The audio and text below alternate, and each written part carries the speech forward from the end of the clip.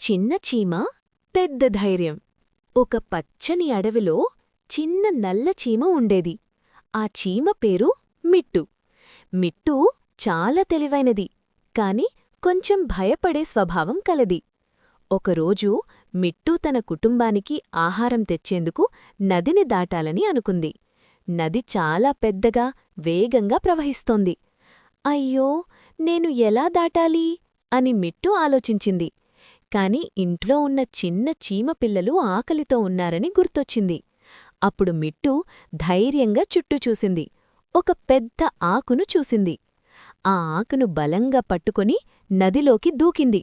నీరు వేగంగా పారుతున్నా ఆకు తేలుతూ ముందుకు వెళ్ళింది. మిట్టు గుండె వేగంగా కొట్టుకుంది, కాని భయాన్ని పక్కన పెట్టి ఆ ఆకును వదలలేదు.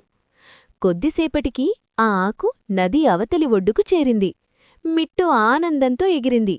అక్కడినుంచి ఆహారం తీసుకొని తన ఇంటికి చేరింది. చీమపిల్లలు సంతోషంగా నవ్వాయి. ఆ రోజునుంచి మిట్టు తెలుసుకుంది, ధైర్యముంటే ఎంత పెద్ద సమస్య అయినా చిన్నదే.